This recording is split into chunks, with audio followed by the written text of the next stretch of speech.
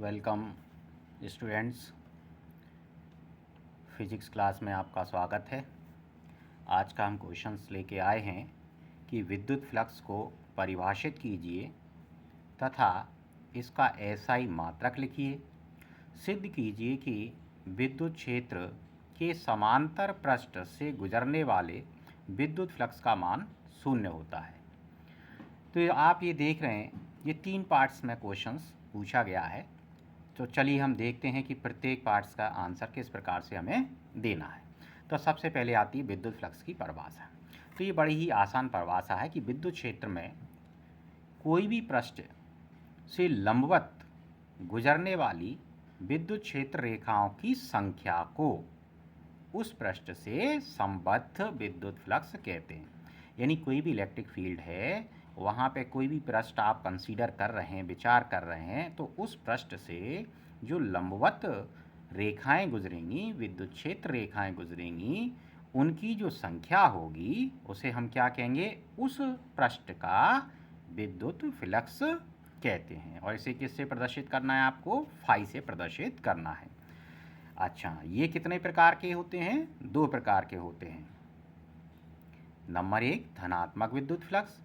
यदि क्षेत्र की जो रेखाएं हैं वो बंद पृष्ठ से बाहर की ओर निकलती हैं तो हम उसे क्या कहेंगे? धनात्मक विद्युत फ्लक्स कहेंगे। और दूसरा है ऋणात्मक विद्युत फ्लक्स।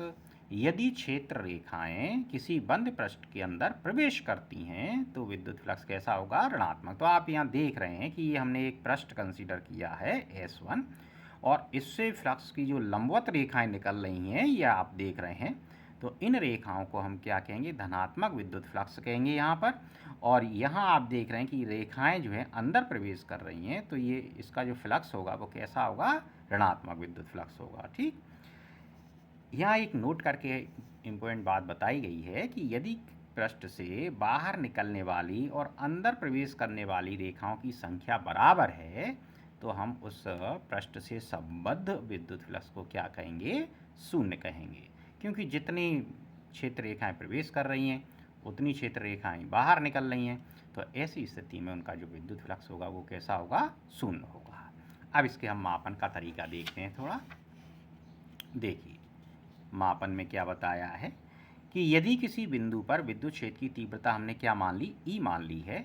माना विद्युत क्षेत्र के लंबवत एक छोटा सा फ्लक्स, ये इलेक्ट्रिक फील्ड को हमने शो किया है, इधर को डायरेक्शन दिखाया है, ये इलेक्ट्रिक फील्ड है। और यहाँ पर हमने क्या ले लिया? एक पृष्ठ कंसीडर किया है, और उस पृष्ठ पर उस पृष्ठ का क्षेत्रफल कितना माना है? ds माना है। तो आप ये देख रहे हैं इसकी दिशा भी सेम डायरेक्शन में है। तो ऐसी स्थिति में इसका जो फ्लक्स बनेगा तो डी फाई बराबर क्या बनेगा? E इंटू ds बनेगा। इसे हम समीकरण किससे प्रदर्शित कर देंगे? 1 से प्रदर्शित कर देंगे। कहने का मतलब ये है कि जब विद्युत क्षेत्र की दिशा और पृष्ठ की दिशा दोनों सेम होती हैं, एक ही दिशा में होती हैं, उस स्थिति में फ्लक्स का मान d5 equal to E into ds होता है। आगे चल के हम थोड़ा सा और इस पर चर्चा करेंगे। यहाँ देखिए, यदि क्षेत्रफल अवयव ds इस प्रकार है कि विद्युत क्षेत्र E तथा क्षेत्रफल ds पर खींचे गए अवलंब के बीच कोई कोण बन रहा है। कोण कितना बन रहा है? थीटा बन रहा है। अतः विद्युत क्षेत्र E के लंबवत घटक ds cos थीटा होगा। तब क्षेत्रफल ds से संबद्ध विद्युत फ्लक्स क्या होगा? चलो पहले इस बात को हम थोड़ा सा समझ लेते हैं। अभी आप ये देखिए, ये फ्लक्स है। ये फ्लक्स जब इस प्रकार से था, आपने एक चित्र और देखा था, ये फ्लक्स देखो इस प्रकार से सीधा था, तो आप देख रहे हैं कि अगर हम इसकी इलेक्ट्रिक फील्ड दिखाएं, वो इसका डायरेक्शन दिखाएं क्षेत्रफल का, तो ds इनके सेम होगा, समांतर होगा। ठीक है, इस बात का ध्यान रखना। तो यहाँ यही बात ली है। अब इसको अपन ने थीटा एंगल से घुमा दिया। इसको इस प्रकार से था, देखिए ये ऐसे था, इसको हमने क्या कर दिया? एक थीटा एंगल से इस प्रकार से इसको घुमा दिया। तो इसके कितना एंगल बना लिया? इसने थीटा एंगल बना लिया है। ठीक, और यहाँ पे हमने कि इसका डायरेक्शन कैसा है? लंबवत होगा, तो लंबवत डायरेक्शन कितना हो गया? ds हो गया। अब इस ds को हम क्या करते हैं? 2 घटकों में तोड़ते हैं। ds cos थीटा और लंबवत घटक इसका कितना हो जाएगा? क्षैतिज घटक कितना हो जाएगा? ds sin थीटा हो जाएगा। और लंबवत घटक क्या हो गया? ds cos theta. अब जो ds cos थीटा है उसकी जो दिशा होगी वो विद्युत क्षेत्र की दिशा के समांतर ही होगी। इस स्थिति में फ्लक्स कितना हो जाएगा कि डी फाई बराबर ई into D S cos theta.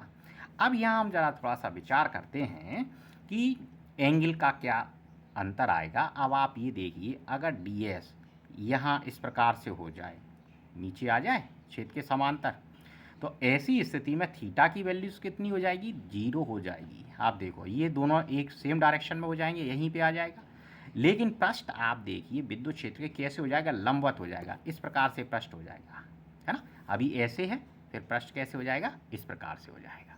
तब स्थिति कैसी होगी, लंबवत, लेकिन एंगल कितना बनेगा, थीटा इज इक्वल टू 0 बनेगा। जब थीटा की वैल्यू आप यहाँ पर 0 रखेंगे तो E is equal to D S cos 0, और कॉस 0 की वैल्यू कितनी होती है, 1 होती है। तो डी फाई बराबर कितना आ जाएगा, E इंटू डी एस। इस स्थिति में जो विद्युत फ्लक्स का मान होता है वो कैसा होता है, मैक्सिमम होता है। अब जरा पृष्ठ को हम क्या करते हैं, क्षेत्र के समांतर ले आते हैं। पृष्ठ आपका ये है, अब इसको क्षेत्र के समांतर ले आए, चलो घुमाया घुमाया, ये इस प्रकार से आप जब घुमाएंगे इसको, तो आप विचार कीजिए कि ds की जो दिशा होगी वो कैसी हो जाएगी, यहाँ पे आ जाएगा ds की दिशा। सोचो, इसको अगर आप सीधा कर दें तो ये भी इतना घूमेगा और ये ds कैसे आ जाएगा, E के लंबवत आ जाएगा। देखो इसको अगर हम घुमा दें, देखिए आप फिर देख लीजिए, इस प्रकार से हम घुमा के ऐसे लाइन मान लीजिए, तो ये ds जो है वो कैसा पहुँच जाएगा, यहाँ आ जाएगा। तो ds की जो दिशा इस स्थिति में होगी वो E के कैसे हो जाएगी, 90 डिग्री का एंगल बनाएगी। E के कैसे एंगल बनाएगी, 90। तो यहाँ आप देख रहे हैं कि थीटा का वैल्यू कितना हो गया, 90 डिग्री। अब समीकरण 2 में अगर आप वैल्यू रखते हैं तो E into D S cos 90, और कॉस 90 का मान क्या होता है, 0। तो डी फाई इक्वल टू क्या निकलेगा, 0। तो इसलिए आप विशेष ध्यान रखें कि ऐसी स्थिति में जो फ्लक्स का मान होगा वो कैसा होगा, 0। और यही दूसरे क्वेश्चन में आपको सिद्ध करना था। जरा दूसरा पार्ट जो था वो क्या था कि विद्युत क्षेत्र के समांतर पृष्ठ से गुजरने वाले, देखो ध्यान से, विद्युत क्षेत्र के समांतर पृष्ठ से गुजरने वाले विद्युत फ्लक्स का मान कैसा होता है, 0। क्योंकि जब आप जो पृष्ठ E है उसको आप समांतर करेंगे तो आपका जो ds है वो यहाँ पहुँच जाएगा। जब इसको समांतर करेंगे इस प्रकार से तो आपका जो ds है वो यहाँ पहुँच जाएगा। वो कितने डिग्री का एंगल बना लेगा, 90 डिग्री का, ठीक है।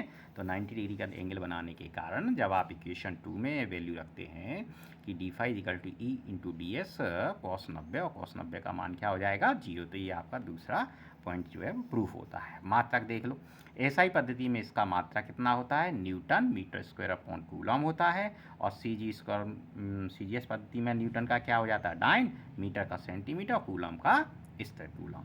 इसका विमी सूत्र देख ही लीजिए। विमी सूत्र का मैंने एक स्पेशल वीडियो डाला हुआ है, आप उसे देखें और समझें कैसे हम निकालते हैं कि m l की पावर -3, t की पावर -3 और a की पावर -1 होता है।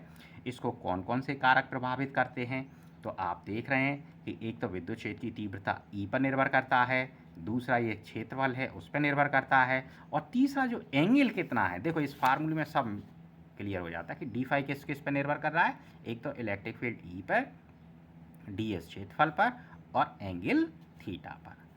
तो आज के लिए हम इतना ही करते हैं।